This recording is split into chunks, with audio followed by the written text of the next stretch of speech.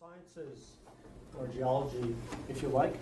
And it's my pleasure to introduce today's special seminar, and the speaker is Jon Lawhead. Jon is a philosopher. He's a graduate from Berkeley with a degree that includes something about peace and I'm glad you remembered that. Love and peace. And then a PhD in this serious PhD from Columbia University in New York in philosophy on a number of subjects related to the philosophy of science, and in particular the philosophy and ethical questions involved in aspects of climate change, which comes back to a geology department, or sciences. We in our sciences feel as though in many ways we own climate change because we've been studying it for millennia, billions of years in fact. But of course, the climate change relevant to international relations students and many environmental studies students has to do with the climate change that's occurring today. And so with respect to climate change and the ethical choices involved in mitigating climate change, that's the subject that Jon's going to be talking about.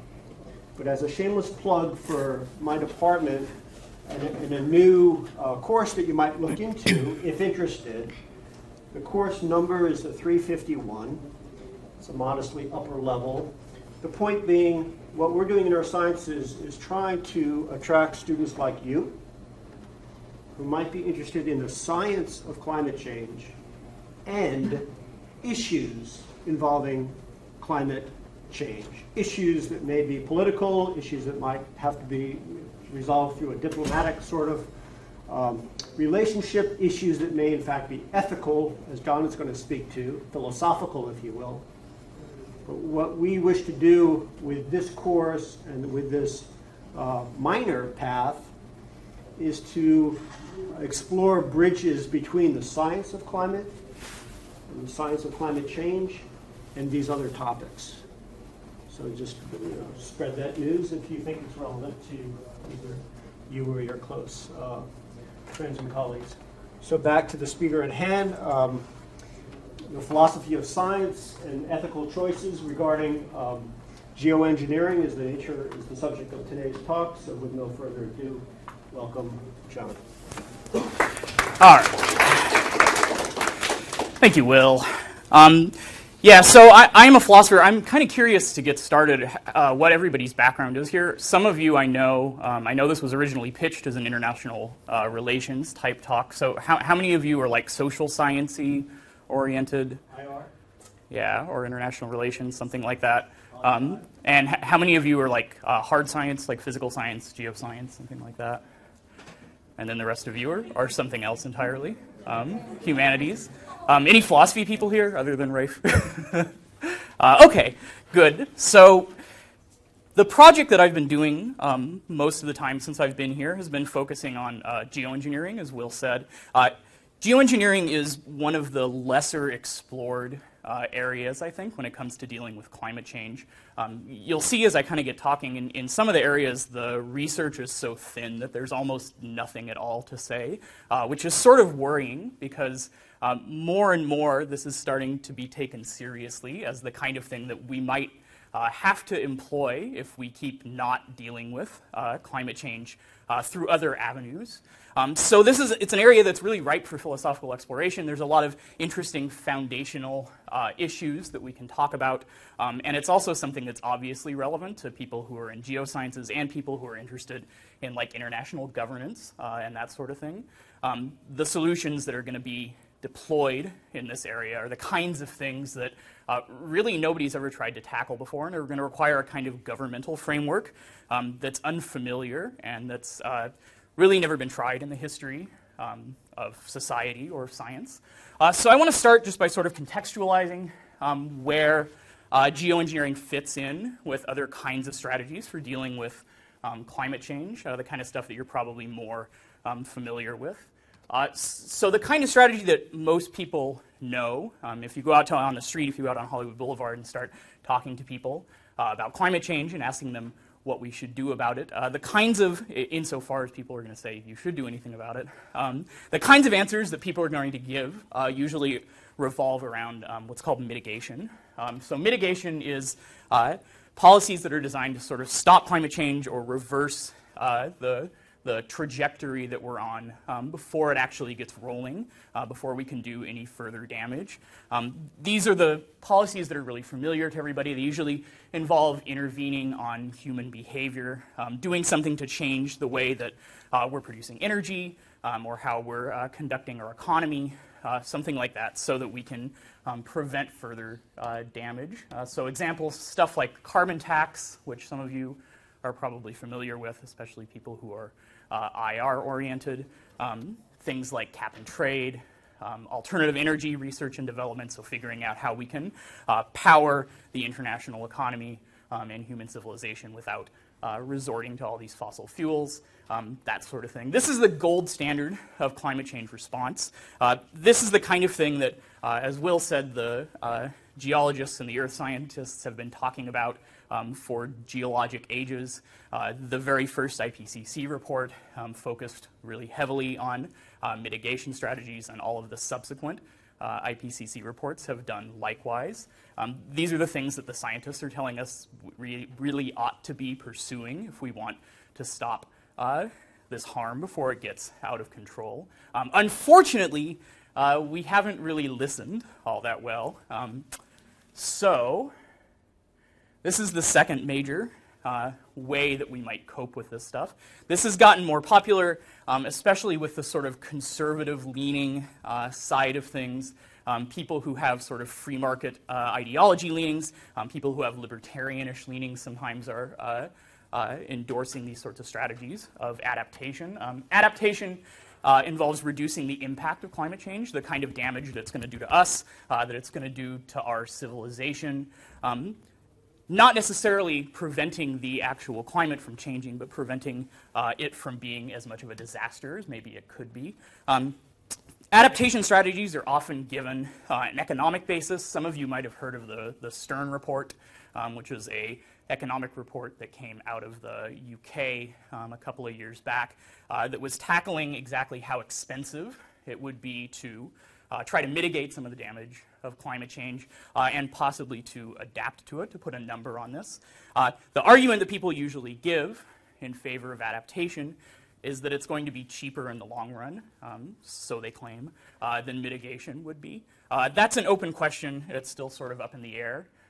But in contrast to mitigation, this can involve changes to either human or natural systems, so stuff like immigration plans, moving people out of the areas that are going to be most hard hit by climate change, levee construction, the kind of thing that New Orleans could have benefited from a couple of years back to prevent the sea level increases from doing damage, agricultural land use changes as places that previously could support agriculture no longer can or can only support a different kind of crop, that sort of stuff. So then there's geoengineering. Mitigation and adaptation have been pretty well explored. I would say mitigation probably more so than adaptation, though it looks more and more like we're trending toward an adaptivist angle. Geoengineering until very recently was not taken particularly seriously as a legitimate third strategy here. It was sort of fringe. The impression was that these are sort of high in the sky, science fiction-y ideas that involve us doing bizarre things like shooting mirrors up into space to block out the sun's rays. And until really the last 10 or 15 years, this hasn't gotten a whole lot of play in either the scientific literature or in popular media. There are a couple of different reasons for that. I like to think that the most optimistic one is that everybody thought that by the time we got to this point, we would have solved it. We would actually have some sort of strategy that we had agreed upon and that was on the table that would let us mitigate this stuff, and it would never come to this. But as that has continued to not happen, as we're getting closer and closer to that 2 degrees Celsius danger zone that people are concerned about, this has become more and more an object of attention. The more recent IPCC report, the one that came out last year or the year before, for the first time, had a really significant section on this. There was a 50 or 60-page analysis. They convened their own special working group to talk about geoengineering. So some of you, if you guys watch Bill Maher on HBO, he had Bill Nye, the science guy, on a couple of weeks ago, maybe last month. And Bill Nye was actually talking about this, and he just said, you're all freaking crazy, like nobody would want to do this. It was a Newsweek cover story back in December.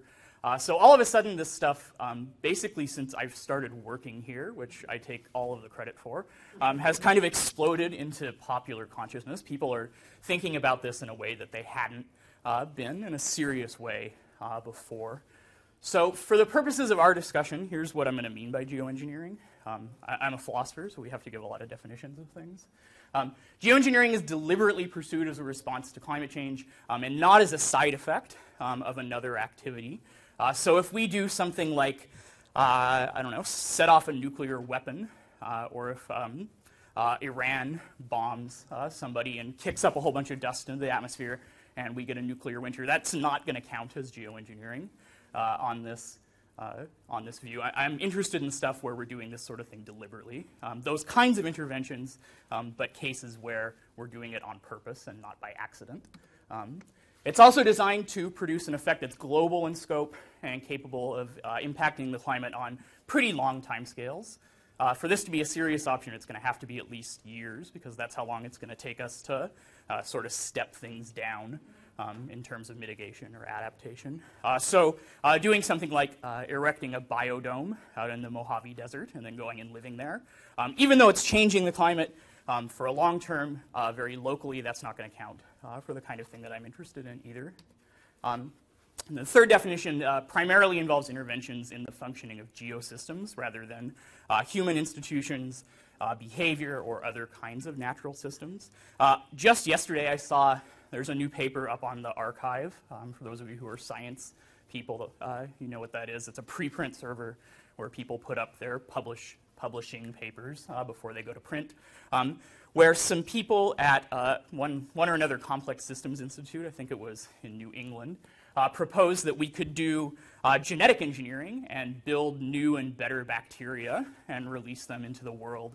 And they would uptake carbon dioxide in a way that was more efficient than some of the bacteria that's around right now, and that would help things out. So that's a kind of geoengineering, but it's not the sort of thing that I'm interested in here. I'm interested in cases where we're intervening on climate systems or geosystems directly. Doing things like genetically engineering humans to be smaller and use less oxygen or something like that, which Newsweek, that was one of their proposed solutions, which was really bizarre. That's also not going to count here. That clear? Okay. Some pictures. So this is the carbon cycle, which some of you who are earth sciencey people might be familiar with. This is the global sort of circulation of all of the carbon and carbon-containing compounds as they move around in the biosphere and on land, in the ocean, and through human activity. The numbers in black are the natural sort of migration, the natural kinds of forcings that take place in the absence of human activity. So on a yearly basis, this is all given in gigatons of carbon, or gigatons per year, which is a lot. We have like 70 and a half moving from the surface of the ocean into the atmosphere. Fossil fuels have about 3,700 gigatons stored. That sort of thing. So this should give you some idea of the kinds of places that we might be able to intervene if we're interested in geoengineering. The red numbers are the numbers that are anthropogenic additions. So that's the changes that are happening as a result of the kinds of stuff that we're doing, either as industry or agriculture or whatever. So we're taking about 244 gigatons out and pumping them out to various places as a result of our activities. One of the interesting things to notice here is that the deep ocean and the intermediate ocean, plus the surface ocean, has several orders of magnitude more carbon or carbon dioxide stored in it than the atmosphere does. This is the kind of thing that I think surprises people a lot of times, because most of the time when you're hearing about this stuff, you hear about atmospheric carbon content and carbon dioxide and greenhouse gases going up into the atmosphere. But really, I mean, that's important, but the vast, vast majority of the carbon that's on the planet is locked up in the deep ocean and then in plants and animals and whatnot up on land. That's an important point that we're going to come back to, because the ocean has a really big role to play here. But this is just supposed to give you an idea of the kinds of places that we can press on this. So mitigation, right, mostly focuses on decreasing this. But if you look at other places where the numbers are big, you can sort of imagine the sorts of interventions that we might make to try to press in the right direction and get rid of carbon dioxide or the like. This is just a really short table that summarizes pretty much what I just told you, just to get it in your heads what the relationship between geoengineering and mitigation and adaptation are supposed to be.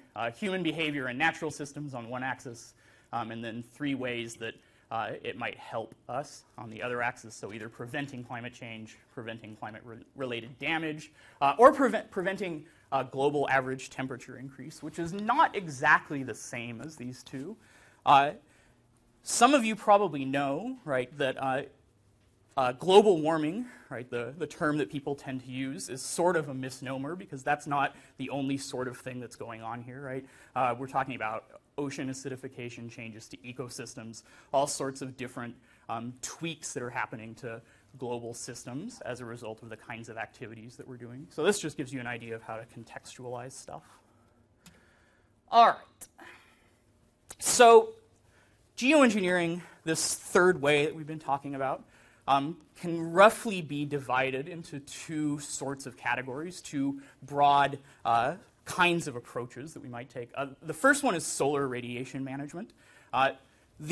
Insofar as people are usually familiar with geoengineering, maybe just because this is the craziest one, my experience is that most people have heard about space mirrors. Have you guys heard about this approach? Yeah, some people have. So the one that gets a lot of play in sort of the popular imagination, because it's really evocative, is this idea of sending large reflective surfaces up in between the Earth and the Sun, putting them at the Lagrange point, which is the point between 2 objects where they'll be steady, and then they'll throw some shade, as it were, our way, reflect some of the sunlight back. That's a kind of solar radiation management, but it's not the kind of solar radiation management that I'm particularly interested in talking about here, largely because it's completely unrealistic. It's not the sort of thing that we would be able to deploy in any kind of timely fashion. So I'm going to focus on 2, aerosol injection and albedo management. Let's start with aerosols. So this is probably, if space mirrors are the ones that capture people's imagination, stratospheric aerosol injection is probably the one that's most popular in the scientific literature. It's the kind of geoengineering that, if you talk to somebody who knows something about this, is the one that they're probably going to come up with and talk to you about for a variety of different reasons.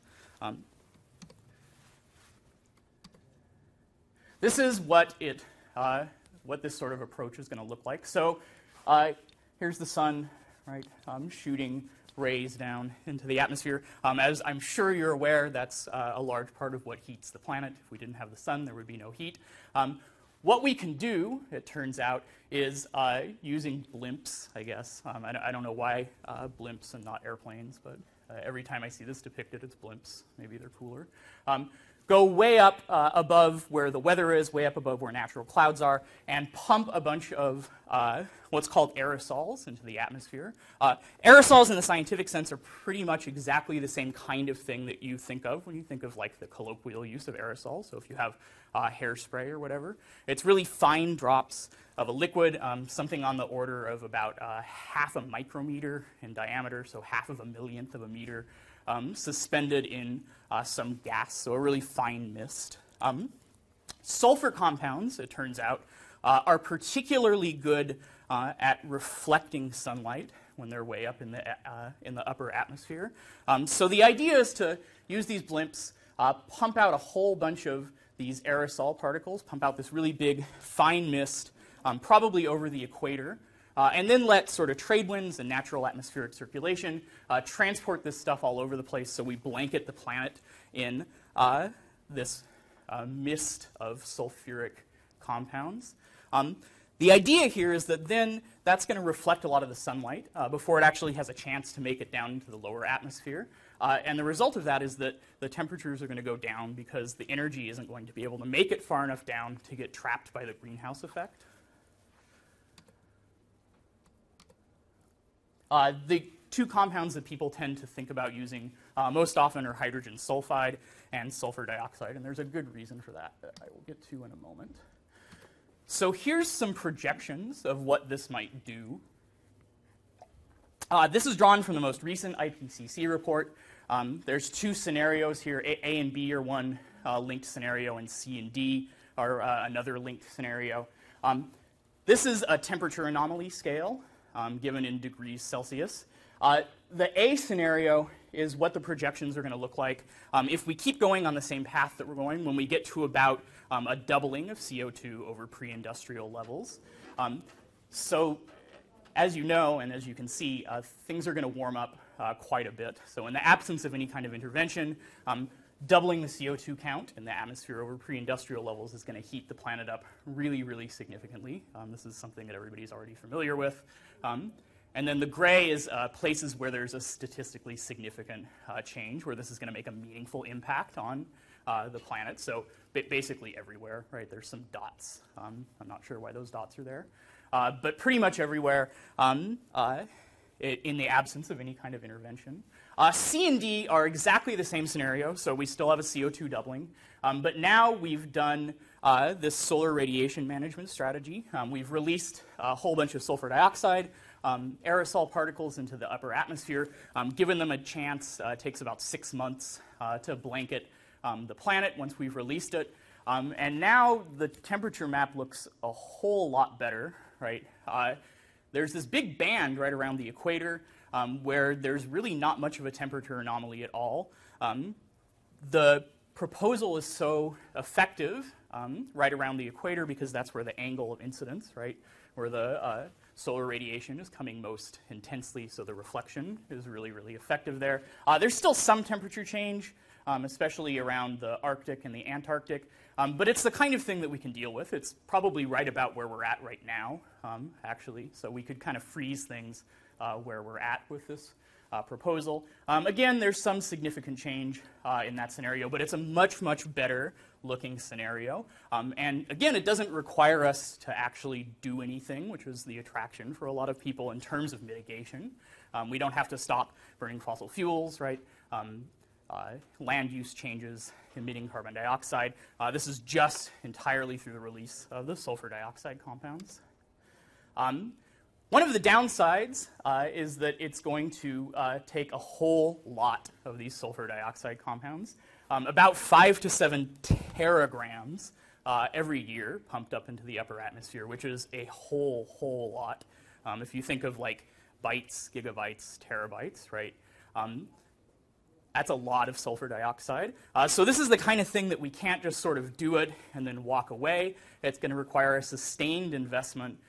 The residence time for these compounds is somewhere on the order of 18 months before they start to precipitate out and rain out of the atmosphere. So once we start it, if we want to keep maintaining those effects, we're going to have to keep those blimps up and pumping more of this stuff out all the time. We would need about a 2% decrease in the insulation for every CO2 doubling. So if we keep burning stuff, we're going to have to keep doing this and more and more and more every year, which is another one of the problems. So let's look at some of these issues now that we know how that works. One of the reasons that this proposal is so attractive to begin with is that it's one of the very few instances of geoengineering where we have an existent natural model. This is Mount Pinatubo. Some of you might remember this happening, but most of you look too young. This was in June of 1991. Mount Pinatubo was one of the biggest volcanic eruptions in recent history. The only one that was bigger that's taken place in the last couple hundred years was Krakatoa in the 1800s. Mount Pinatubo released tons and tons of stuff into the upper atmosphere, soot, there was magma, greenhouse gases, but it also happened to, because of the kind of volcano that it is, happened to release a lot of these sulfuric compounds, which is very interesting because it gives us some idea, without having to sort of lay everything on the line and do this ourselves, it gives us some idea of what things would look like if we actually pursued this strategy. So, whoops, I'll go back one. We got, as a result of Pinatubo's eruption, it released something like 8 teragrams of sulfuric compounds, so right around actually the amount that we're thinking of doing. We got a global temperature drop of 0.5 degrees Celsius for 2 years, which doesn't sound like much, but that's a really big deal. That's a lot of heat energy that's not coming down onto the planet, that's getting reflected out of the atmosphere.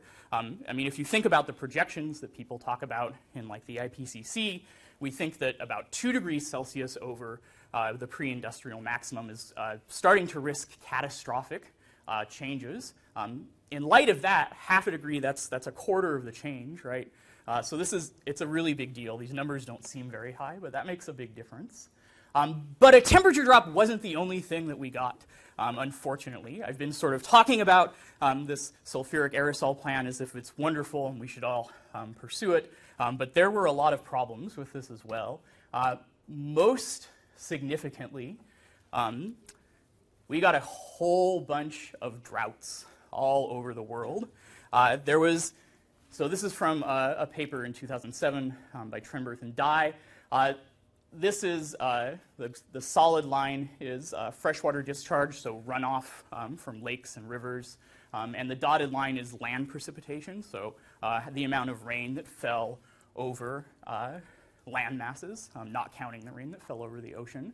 Pinatubo erupted right there, and look at what happened. For about the same amount of time that we got that temperature decrease, precipitation around the world plummeted. There was a huge, catastrophic decrease in the hydrological cycle. Again, this is really, really significant. The units that they're using, SV, which is really confusing because that's also the SI unit for radiation, but it's in this case it's Sven grooves. Is that how you sphere? How do you say it? Sphere grooves, named after a Swedish oceanographer, I believe. Norwegian? Thank you, Julian. One of those, roughly, I guess, is the amount of it's a measure of freshwater motion, or of water motion. About 1 Svengrub is the amount of water that moves from land rivers into the ocean every year. So it's a tremendous amount of water. Look at the drop, right? We went from about, what is that, maybe 1.18 before Pinatubo erupted, all the way down to about, probably about 1 in terms of overland precipitation. That's very, very bad. That's a lot of water that should have been coming down that wasn't coming down, and it had predictably catastrophic impacts on agriculture, as we can see. So this is the Palmer Drought Index for the same years. That same 1991 to 1992, so this overlaps directly with the time that we got the temperature decrease. The Palmer Drought Index is a really complicated measure that takes a lot of different things into account. It's basically how bad of a drought is happening. It takes into account temperature and how much moisture is in the air and how much precipitation there is. Incidentally, we're about there in Southern California, so in very bad shape. This is the impact that Pinatubo had over the 1991-1992 period. A couple of interesting things to point out. One of them is that it's not at all uniform, right? So there's this big chunk of Mexico and the southwestern United States, a big chunk of South America, some places in Africa and Asia, where things actually got better. We got more precipitation than we would have, we think, in the absence of Pinatubo. Doing these sorts of calculations is a little bit complicated because there are other things that are happening all the time in the Earth system. But this is the sort of normalized picture. So they tried to subtract out the impact that this was a strong El Nino cycle, so they tried to subtract out that impact. A couple of different cyclical things that they think also would have contributed to this. So this is in the absence of all of that stuff. So there's a really strong regional component, right? Some places do very, very bad. Africa, Southern Africa, Sub-Saharan Africa, the northern part of South America do incredibly bad up in Canada. Really severe droughts. Other places either don't do that badly or actually got more precipitation. This might seem like it's sort of an ameliorating factor, but it's really not. This makes things much, much worse because there's such a strong regional component that we can't make concrete adjustments over the entire globe in terms of global policies about whether or not it's going to be a drought season or increased precipitation. The effects are all over the place. And remember, Pinatubo released just about the amount that we're thinking of releasing every year to tackle this sort of approach. So you can imagine what this sort of map is going to look like after 4 or 5 or 6 or 10 years of pursuing this sort of strategy. It's very likely, or at least very plausible, that in this case at least the cure could be worse than the disease. That implementing this sort of program, even if it drops the temperatures, is going to have such a disastrous impact on precipitation that we're going to get widespread famines, crop failures, all sorts of terrible things happening. So this is just to say that you shouldn't take my sort of quasi-enthusiastic endorsement at the beginning of this of stratospheric aerosol injection at face value. We have a natural model for this, and that's in contrast to, as you'll see, a lot of the other strategies. And what the natural model suggests is not very good. So that's also not all. Things get even worse from there for aerosol injections. These sulfur compounds are also horrible for the ozone layer. Some of you may also remember the ozone hole, though many of you look too young for that too. That's just now starting to close because we actually were able to, for once, come together as a species and do something useful and ban these sorts of compounds. This would set it back by about 70 years. The increased water vapor that's not raining out is also a greenhouse gas, so it's going to offset some of the gains that we get from this. Perhaps most importantly, especially from Will's perspective, this doesn't do anything about ocean acidification or any of the other impacts of climate change. And that's why at the beginning I was so careful to distinguish that, just acting on the temperature from other kinds of climate interventions. While this will decrease the temperature, all of the other things that are happening as a result of climate change would be left the same. So this gives us some pretty good reason to think hard and long about whether or not this is the kind of strategy that we might want to pursue. What about other kinds of things? The other big strategy for solar radiation management that doesn't involve space mirrors is albedo management. Albedo, for those of you who are not geoscience-y people, is a dimensionless quantity that measures the amount of radiation that gets reflected, the solar radiation that gets reflected back off of some object. So things that are very, very white, like snow, are going to reflect a lot of light, and so they don't heat up as much. Things that are dark, like asphalt, or plants, or ocean water, are going to absorb a lot of energy, and they'll heat up more quickly. This is one of the things that contributes to things like urban heat islands, right? It's warmer in cities in general than it is in the country because asphalt absorbs a lot of radiation. So this just gives you an idea of some of the spread of some different substances. So one of the ways that we could potentially intervene here is by directly trying to change the albedo on the surface of the Earth. The aerosol injection is a kind of albedo management, but it's taking place up in the atmosphere. You might think also we could try to do something down here.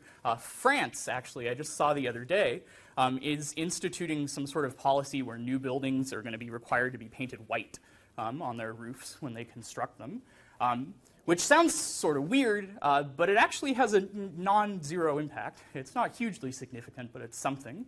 So rather than just having bare concrete roofs, you paint it white, it reflects some more sunlight off, things don't heat up as much.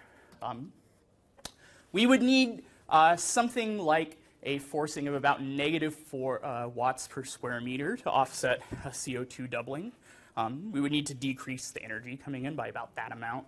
Again, that doesn't sound like much, but that's a fair amount of energy if it's spread over the whole planet. So this means increasing the global surface albedo from about 0.02. That's so low because we're mostly ocean, and oceans absorb a lot of energy. So up from 0.15 to 0.17. We can't do much with the ocean, though. You can't paint the ocean white. You can't really do anything at all with the ocean.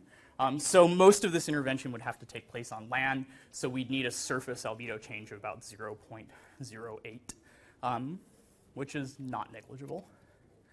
So this could take a lot of different forms. There's painting things white. Another proposal that I've seen involves planting rooftop gardens. New York has pursued this a little bit, so that rather than concrete or asphalt, you have greenery up on the roofs.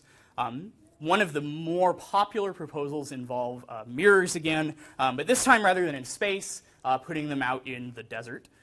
So putting them in something like sub-Saharan Africa or out in the Mojave right over here. So you have these huge tracts of land that are covered in reflectors and pumping the energy back up and away.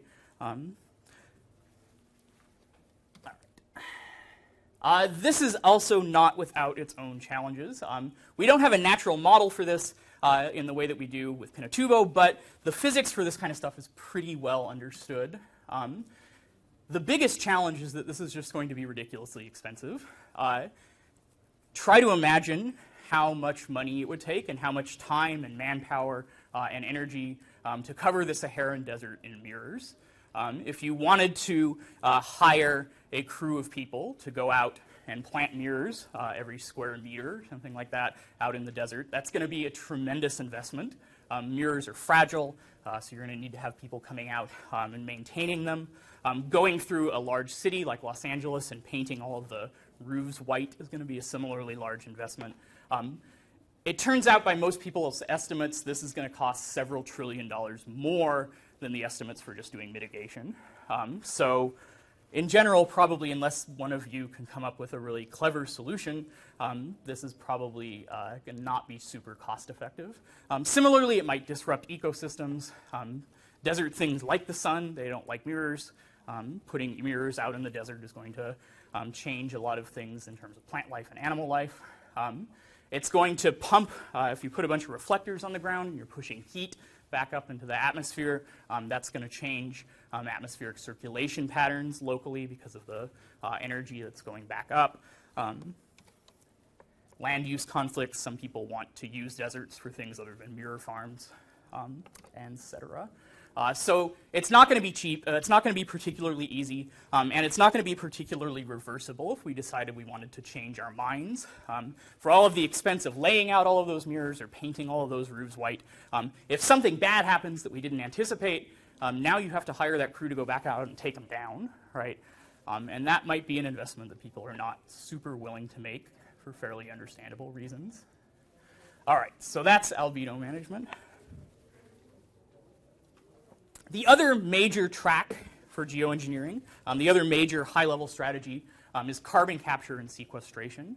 So rather than working on the incoming solar radiation by trying to change how much we reflect or putting aerosols up in the atmosphere, maybe we can operate directly on the problem rather than just on one of the symptoms and try to get rid of some of the carbon dioxide that's already out there.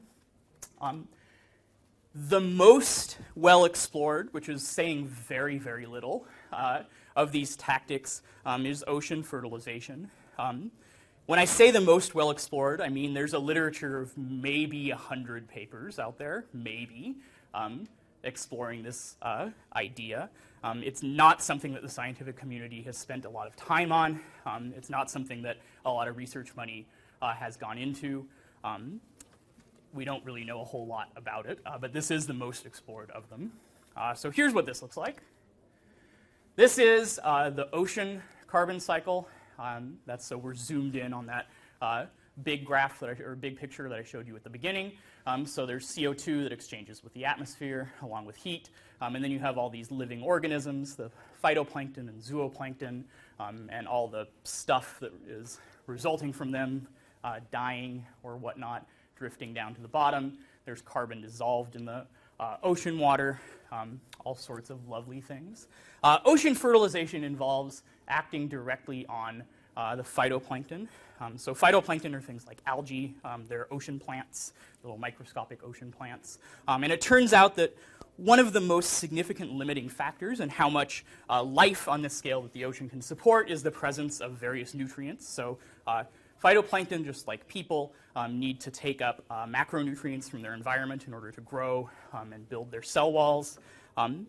Unlike people, they're fairly simple, and so there's only a small number of things that they actually need most of the time. Nitrogen, phosphorus, and iron are the big ones that are of interest to us. So their growth is limited by this availability, by how much is in the water, how much they can take up. So maybe we can dump some of these nutrients into the water, get them to sort of bloom, and then, as all plants do, as they photosynthesize, they take up carbon dioxide and pull it out of the atmosphere. So there's iron going into the ocean. This is what's called the Redfield ratio, or Redfield number, biologists talk about. This is the ratio of different essential nutrients in some living thing. For most phytoplankton, so it's carbon to nitrogen to phosphorus to iron, the ratio is about 106 to 16 to 1 to 0.001. That means that for every carbon particle that gets incorporated into their biosystems, into their cell walls or whatever, theoretically, it locks up about 100,000 atoms of carbon for every atom of iron that you add to them. I say theoretically because in practice, as is so often the case with this stuff, things are not at all that simple. This looks really good on paper, right? And the idea is that we could just sort of take some of these nutrients that are limiting their growth, pump them into the ocean. Now it's not a limiting factor anymore. You get a big algal bloom, and they pull out all of the carbon dioxide. But in practice, things are not that easy.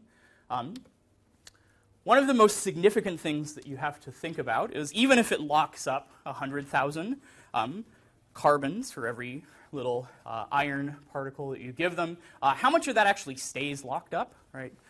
So if you go back and look at this thing, this is a big cycle, right? It doesn't just end here.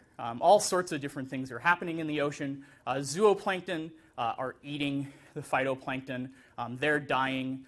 Their feces are dropping down. What we would want to happen here in an ideal case is that the phytoplankton pulls the CO2 out of the atmosphere, and then they just sort of drift down when they die and form all this sediment down at the bottom, and then the carbon's locked up.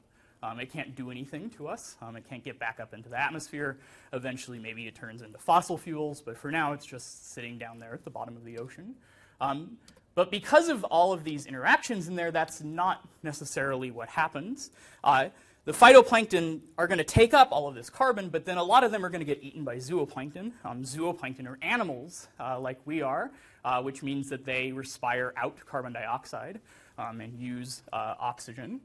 So a lot of these are just going to end up sort of getting passed through this chain, eaten by little zooplankton. The zooplankton breathe out, and the CO2 is back into the cycle again.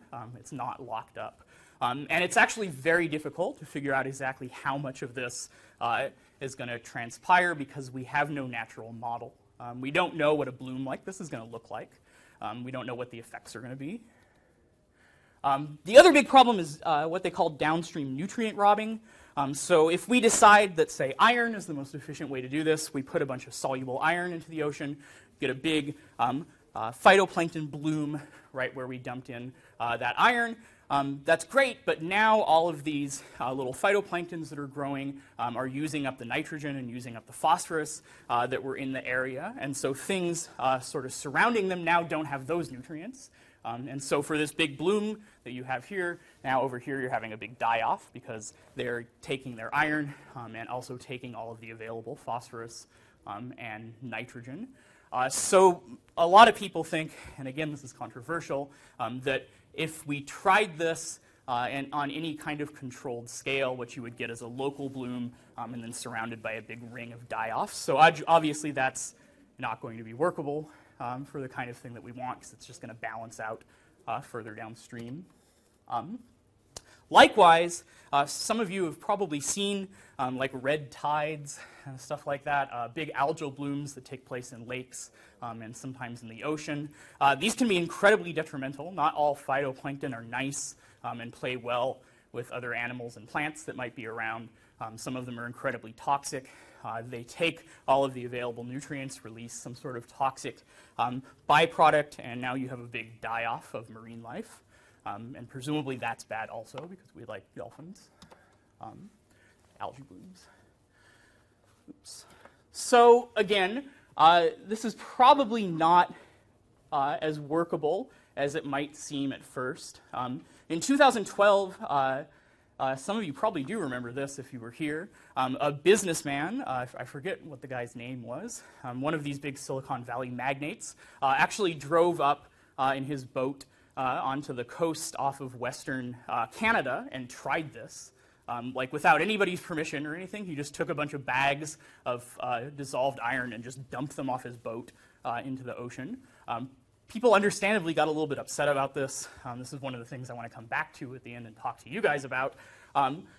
But the impact was pretty much what people had predicted. He got a big bloom locally, but the further you got out away from it, the more of a die-off there was. So this downstream effect really did happen. He has some sort of plan that he thinks is going to prevent that by then doing other kinds of fertilization, dumping in nitrogen or phosphorus. But that's challenging too, in large part because we use those for things, right? Iron is pretty plentiful. It's easy to get at, but nitrogen and phosphorus are important to agriculture. They're expensive. Getting your hands on these huge quantities is not going to be easy. Other people are going to fight for that.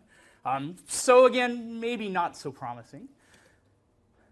All right. This is the last sort of approach that I want to talk about, and then we can think a little bit about the international relations stuff and get some feedback from you guys. So rather than the biological ocean fertilization, the last sort of major option that's on the table is called chemical carbon capture and sequestration. So rather than using organisms, this is just going to use sort of raw, I almost said inorganic, but that's not right, non-living chemical reactions to do pretty much the same thing, to pull CO2 out of the atmosphere and sequester it somewhere, manipulating the natural carbon cycle. So one of the ways that we get a carbon cycle on the planet just naturally without any kind of human intervention is through weathering. There are minerals that are out there in the world on the land and in the ocean that can react with the CO2 in the atmosphere. Lime does this, for instance, and bind it up, grab it, and incorporate it into some new chemical compound, and then it just sits there in the form of a rock or something like that, and gets stuck there for a really, really long time until it gets released back into the ocean or back into the atmosphere. So we can do this if we really wanted to. This is one, there are dozens, literally, of potential reactions that could do this sort of thing. This is one of the more plausible ones because most of the materials that are involved are relatively plentiful, and it is pretty efficient, right? So you just need one of that calcium silicate molecule to lock up a molecule of CO2, and that's good.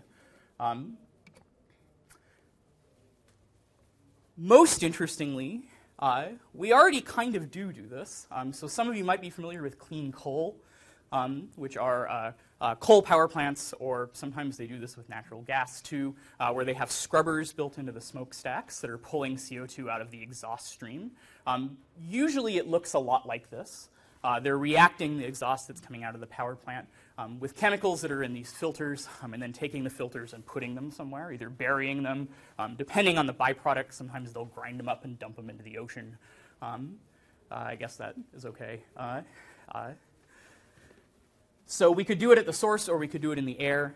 For obvious reasons, it's a lot more efficient to do it at the source. I'm not spending a whole lot of time on that because it sort of contradicts with my definition at the beginning. That's right on the line between mitigation and geoengineering. If we wanted to do this in the open air, it's more challenging for a couple of reasons. First of all, thermodynamics, right? If the concentration of some chemical out there is lower, it's harder to get the reaction going at the scale that we need it to get going at. Associated with that is going to be a significantly increased cost. We're going to need to build like giant fans or something that can push CO2 containing air through these filters because we don't have it ready-made, concentrated into a smokestack. That takes energy, and where do we get the energy from? Right? If the answer is just burning more fossil fuels, then this is stupid. It doesn't do anything. In fact, we're going to end up losing, again, because of thermodynamics. So much more plausible is to put this sort of capture technology on power plants themselves, which is something that's been pursued to some extent, though they actually haven't had a whole lot of success at doing this at scales, partially because it makes power more expensive, and that makes people sad. So we also could do this rather than burying it or sequestering it in the land. We could use a slightly different reaction and sequester it in the ocean, such that it forms some powerful bases. This has the advantage of offsetting some of ocean acidification also, which is a good thing. That was one of the problems with the solar radiation management, remember? So if we do this reaction properly, we might be able to kind of kill two birds with one stone. You pull the CO2 out of the atmosphere and push some bases into the ocean and offset a little bit of ocean acidification. Will knows more about this. Good. So some challenges with this. First of all, it's just a chemical reaction, so it's really slow. We can use catalysts and try to speed it up, but to some extent, you're still limited by the speed at which these reactions can take place.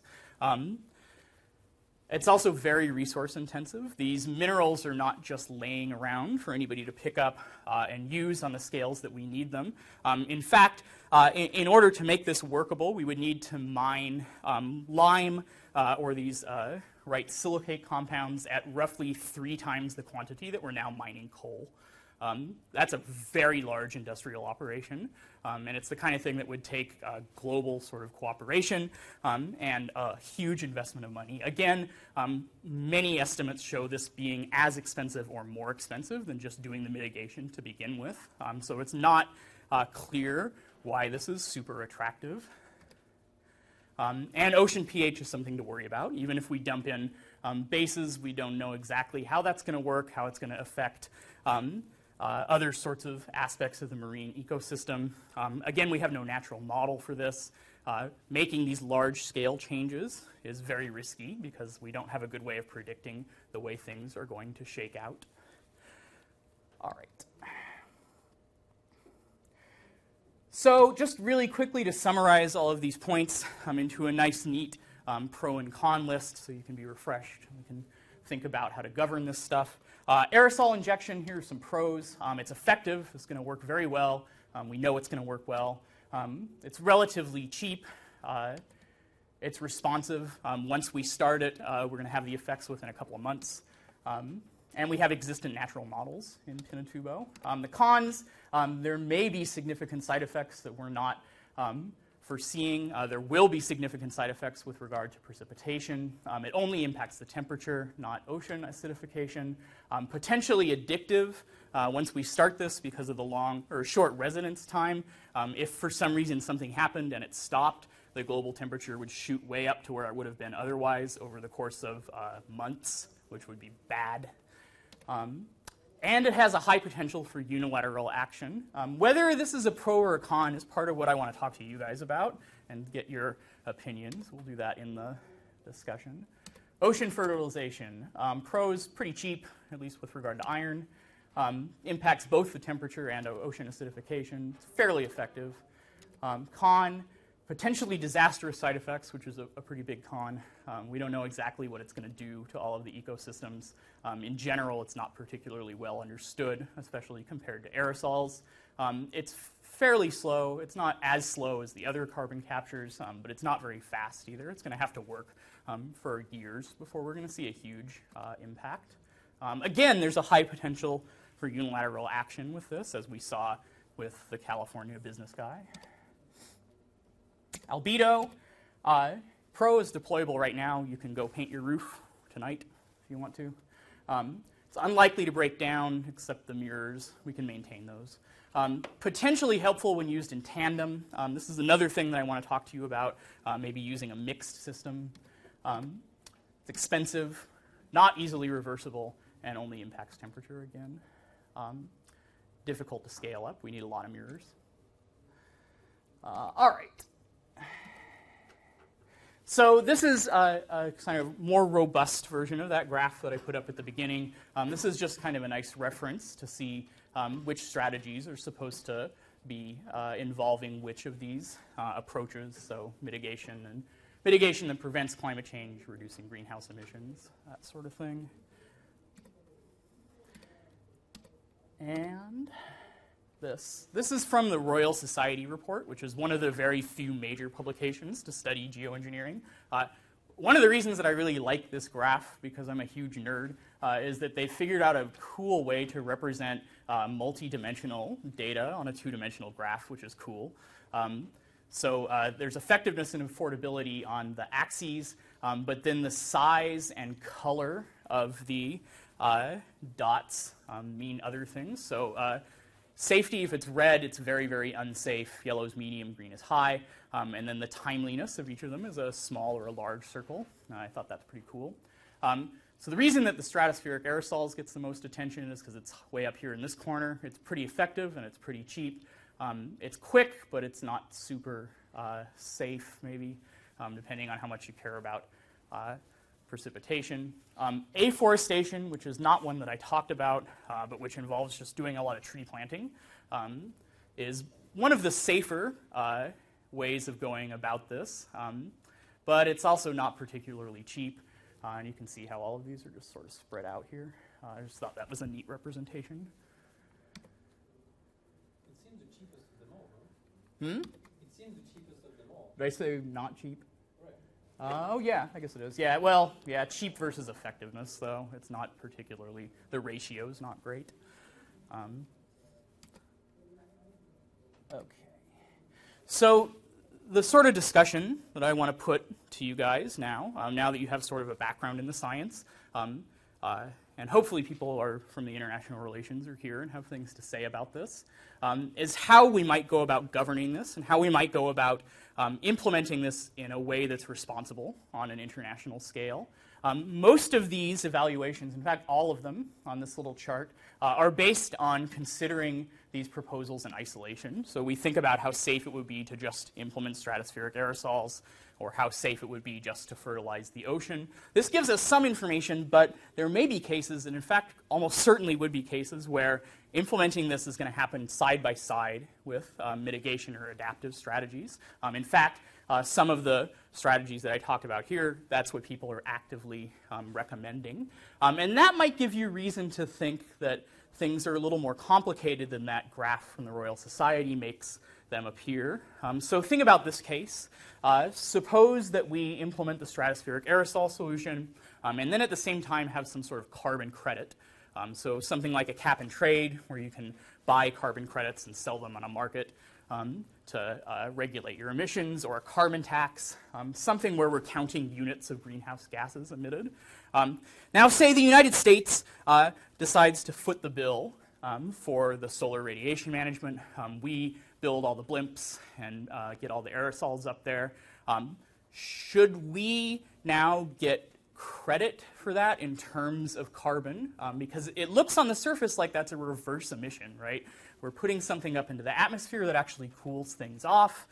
That's a good thing, so now we should be able to burn more fossil fuels and heat things up more because we invested all of this, right?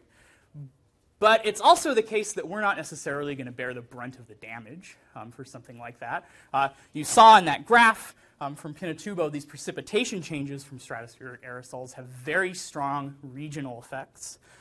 What that means is some places are going to get hit really hard.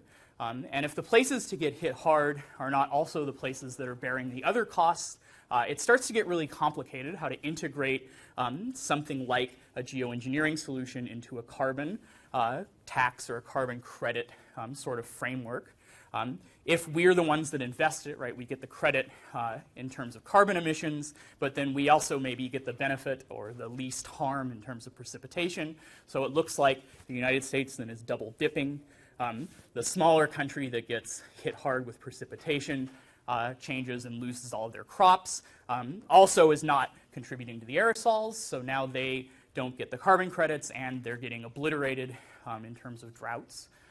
This gets very complicated very fast, and that's something that people haven't really considered very much. Yeah, so how might these climate engineering scenarios interact with other climate policies to change the utility? People tend to evaluate this stuff just using a utility function that just checks how much, like what the levels of adaptation and mitigation and engineering are. But that starts to look really implausible when you think about these more complicated examples. All right, so some concrete questions that I just want to put to you guys and see what you have to say about this. What's the right regulatory model here? We don't have a good international governance framework.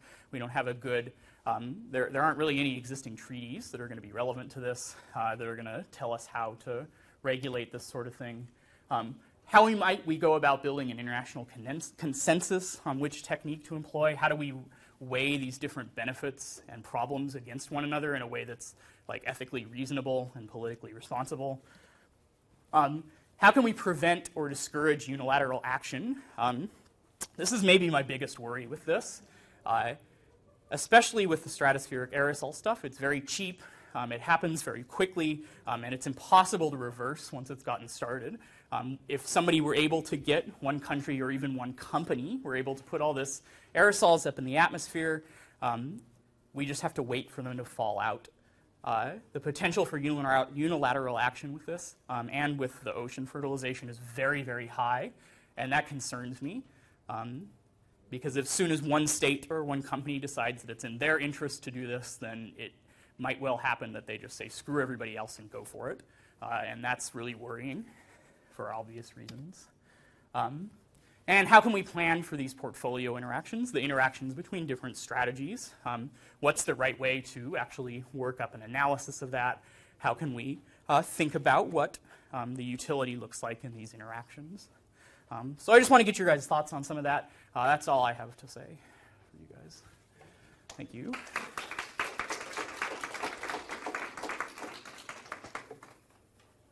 Thoughts on any of this, or questions also, yeah. Yes, ma'am.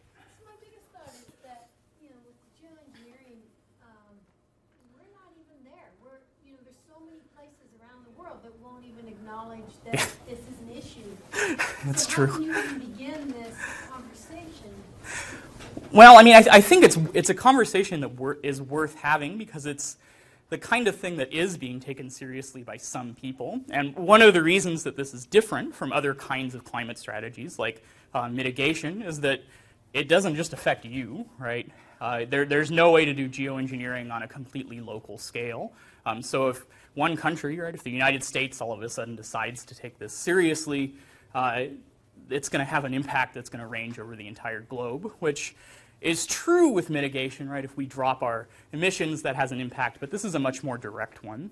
And given that kind of thing, it seems like sooner rather than later, we ought to be thinking about what kinds of responses we would have to something like this. Like, what are the thresholds where we would go to war to prevent somebody from doing this if they decide they want to? I mean, there's potential, like, I hate to appeal to the trope, but there's potential for terrorism applications for this, like to drop precipitation. Given the timeliness of it, even though we're not even at the point where people are taking this seriously as a problem, I think that's the right time to start thinking about how to deal with this kind of stuff because pretty soon it's going to be right there on the horizon. Does that make sense? Julian? Yeah, in response to that, I think that one of the biggest problems with this is that the moral hazard associated with engineering. Maybe you can comment on. Sure. Essentially, the idea is that people want to keep that option in the back in case, right now nobody wants to do anything about global warming because there's this plateau.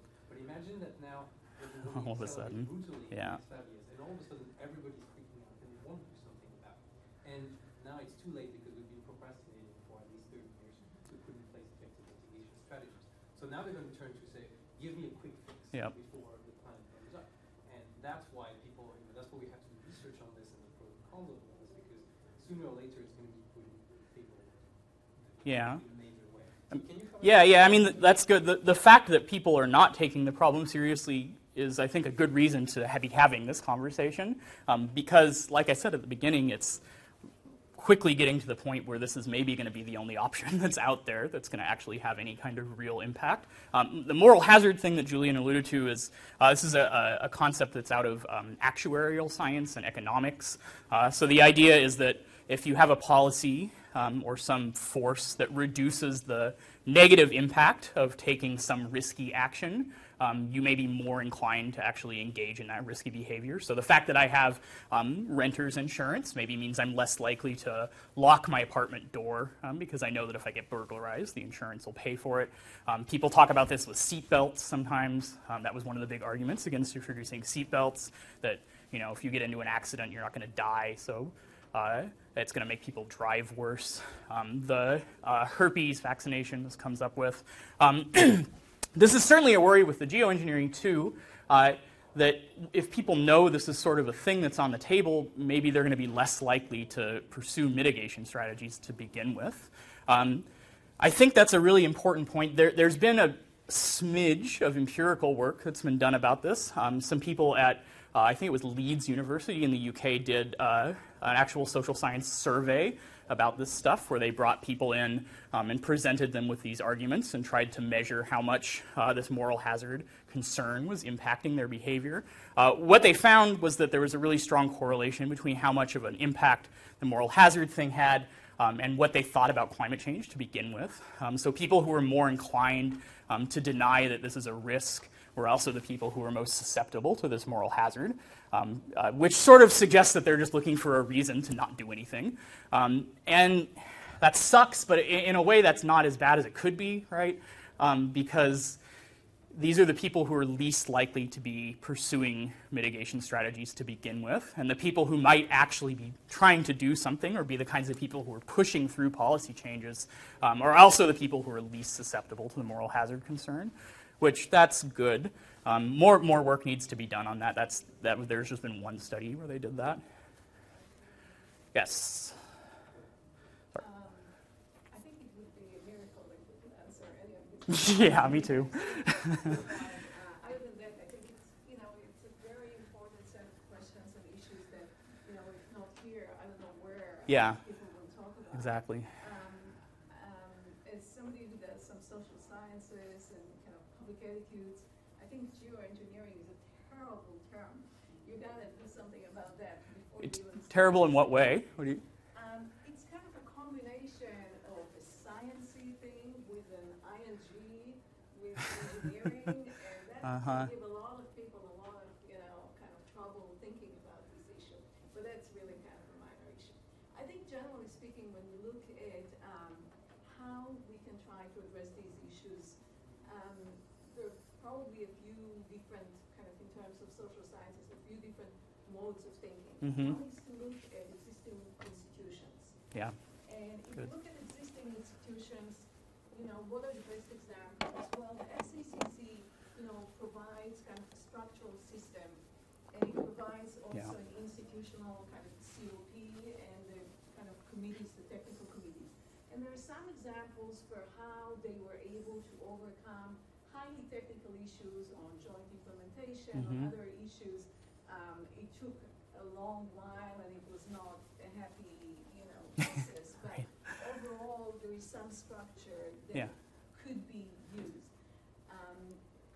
The other alternative, a second alternative, is to use other institutions where countries have a higher level of commitment. So, for instance, if you think about the economic implications of some of these issues or the trade implications, and there are international institutions that are more focused on these, and where countries have a higher level of commitment to, and also kind of a higher level of concern about risk of not participating in.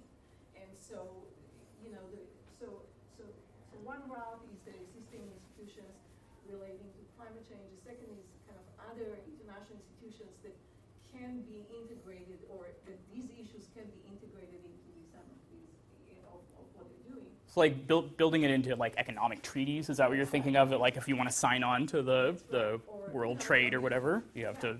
Okay, yeah, that's an interesting idea.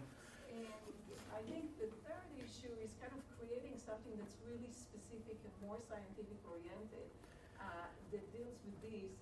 And for that, I think my main question might be, for that you need some leadership. Mm-hmm. I mean, for any of these, but particularly if you want to design a specific way to address these issues, you really need some leadership. And so I was kind of interested to know whether there are any current discussions or, certain countries that have done more in terms of policies, specific policies on these issues, or the EU may be kind of, a general good suspect place to look at. But so I was wondering a little bit about that. So some of this stuff there, as far as I know, there are no major policy initiatives that directly address this. It falls under the purview of some existing frameworks. So the UN Treaty on the Use of the Oceans, for instance, is going to restrict the kind of iron fertilization. And the guy that did the stuff up on the Canadian coast got in trouble from that perspective. Some of the language, like I've read pieces where people are trying to argue that like some of the language in the Kyoto protocols could maybe be, if you kind of squint at it in the right way, like it's going to fall into some of this stuff. The big one is that there's no complement to the ocean regulations for atmospheres, right? Nations own the airspace that's above them. There's no sort of concept of that as a shared resource because there originally hasn't needed to be before this. There hasn't been, until climate change, really any kind of issue where this came up, where it was, we're doing something right over our heads and it's impacting somebody on the other side of the world. So I think probably the first practical step would be trying to negotiate something like that. And as far as I know, nobody has even tried to do that yet. Another structure to think about, just in terms conceptually, is kind of the Antarctica. Yeah, good. Or space, right? Also, yeah. So kind of commons where property rights are defined and where, different countries feel differently in terms Right. of their rights, I would say, and access is. Yeah. Part of the problem is until really recently, everybody's just been like, "This is crazy. We don't need to talk about this." But I think really the moral hazard is a pretty major, Yeah. significant issue, and it's a very rocky kind of way to think about progress if you have the moral hazard. Absolutely. Yeah. Absolutely. Will. I can see why there would be a lot of value for people who are IR, environmental studies and/or poli-sci, to consider the following: that global warming is very well understood scientifically to affect the high latitudes Yes. dramatically more than the mid and low latitudes. And therefore, in some sense, countries at high latitudes, especially in the northern hemisphere, are going to be subjected to temperature change. And maybe that should then give them extra votes in the way the future unfolds. Because you just saw they were 7s and we were like 1s and 2s. Yeah. But that's where the ice is. And when ice melts, then you've got countries with X fraction of its population living within so many meters of sea level. And as a New Yorker, when southern Manhattan gets really, really wet, the hell's going to break. People can melt down. Yeah. What countries have X fraction of people living within sea level gives that country a certain level of votage, because they're going to be, Indonesia's going to be wiped out. Mm-hmm. They get the top vote.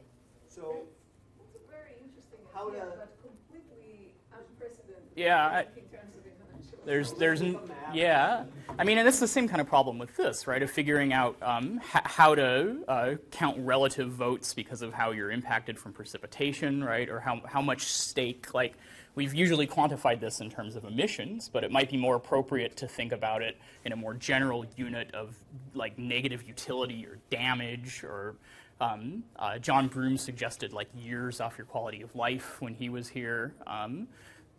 These sorts of foundational questions. In the academic setting that we're in, obviously, especially in the school that we're at, we need to think of the following way. If USC can reduce its carbon footprint in some manner more than another school in our conference, we get Do we an win? extra football player.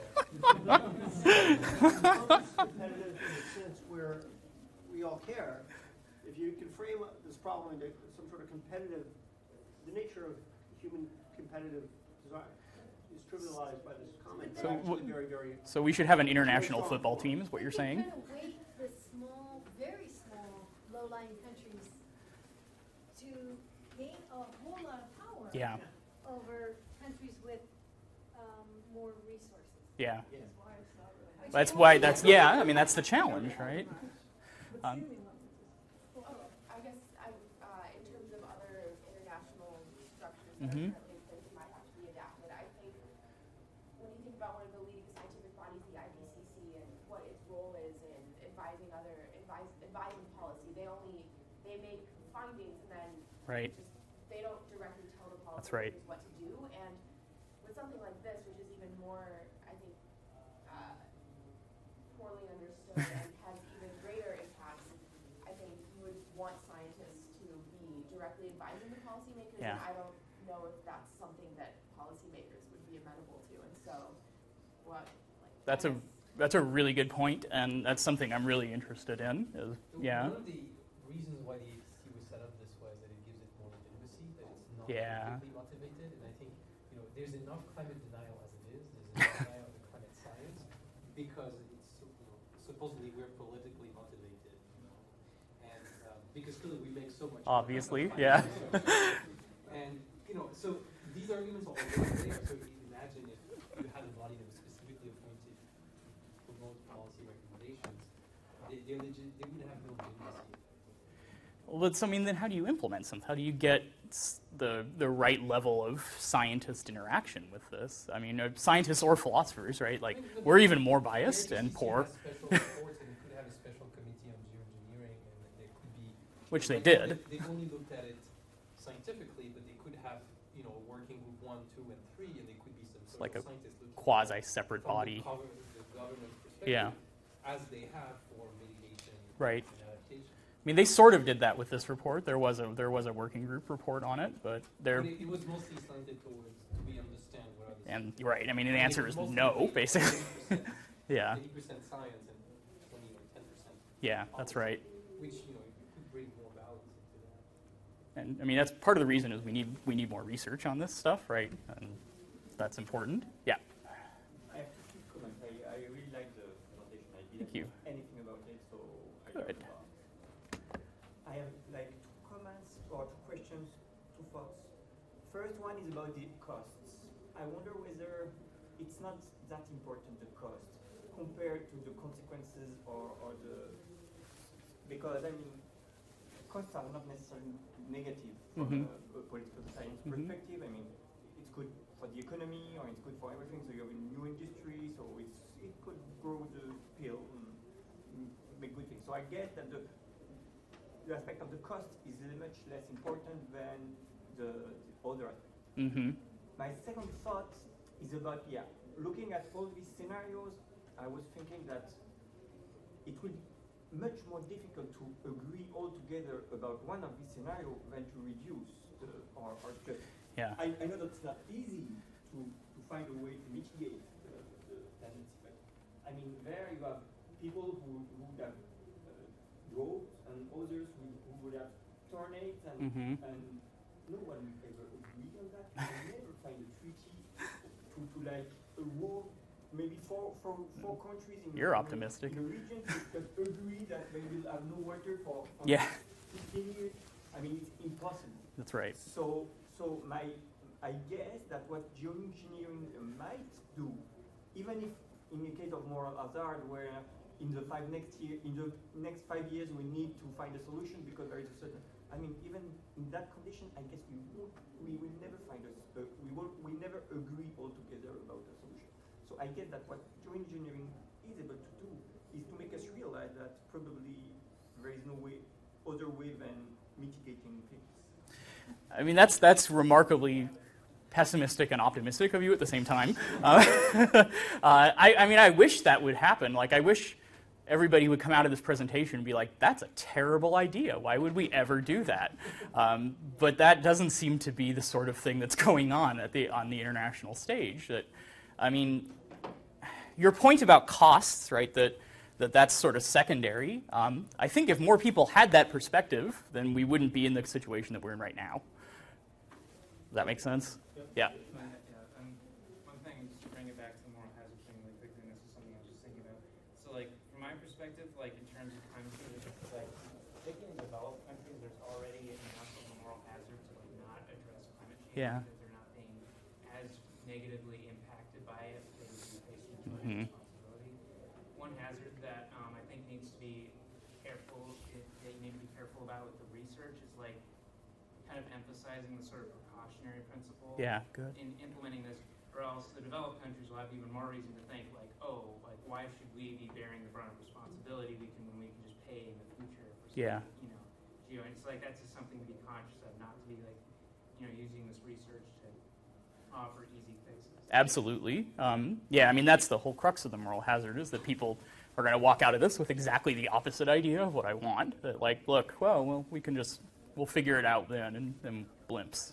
That's fine. Alexander was in my class, last year, 2 years ago? Yeah. But every time I teach about this, I think that people are going to come away with Like, the idea. why would you do that? Yeah. And you would not believe the number I know, of people yeah. who say, I know. oh, well, actually, we do have a way out, so why not this? It's cheap. I mean, and that's why the scientists end up saying stuff like, well, maybe we shouldn't even be researching this, right? I mean, which isn't a position that people have. Yeah. The back, yeah. I think also from a psychological standpoint, this fits in with our current economic model. Yeah. Because it doesn't require us to reduce growth and reduce carbon Yep. emissions. And that's why it's so widely supported by oil companies and other Yep. large polluters, because it's, in a way, it seems like it's a solution to the problem when it's more like a Band-Aid, It allows us to keep making the same mistakes and doesn't address the root, which is obviously a terrible solution. And I'm glad we all agree on this. yeah, it's interesting. It's like solve one problem by creating 7 others. Yeah.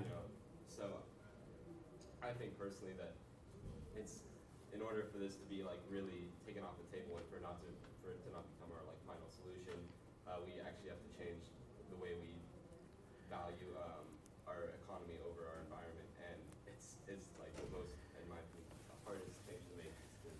Yeah. Just thinking about growth constantly and to think about sufficiency, and that we should stop growing, and maybe growth is not best for ourselves because our planet has a carrying capacity and it doesn't support unlimited growth. In order for us to realize that, we need to support international laws that give more vote to the people who are affected by these things rather than people who have the money. Mm-hmm. People who have money are going to get more money. That is how it tends to go. Yeah, I think that, but that's that's like the most fundamental of fundamental shifts in political philosophy and the way that we think about ourselves.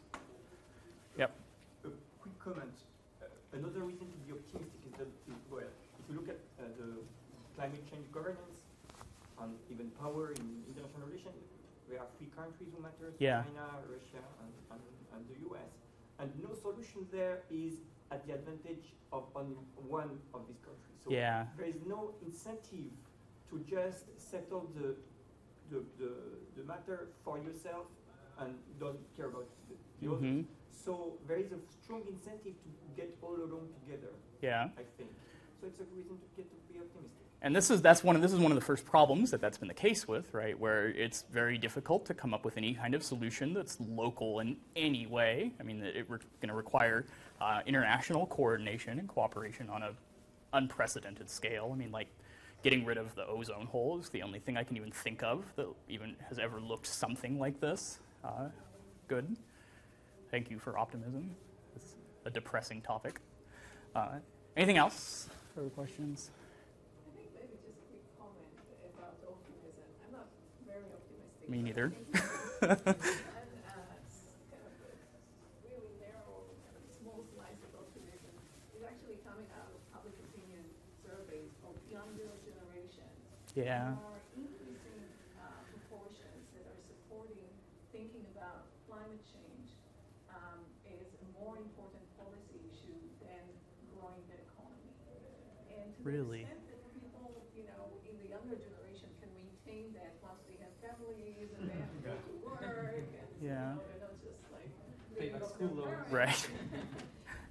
Then I think we stand some chance of kind of a more significant change in society. And like sensitive to the science and stuff too. I mean, like you were saying, rather than being like primarily driven by this ideology, that they're actually paying attention to what scientists are saying. The internet, I want to think, has some role to play in that. Yeah, that's so keep remembering that this is bad and other things are good. That's the takeaway, the moral right there. All right, guys, thank you very much.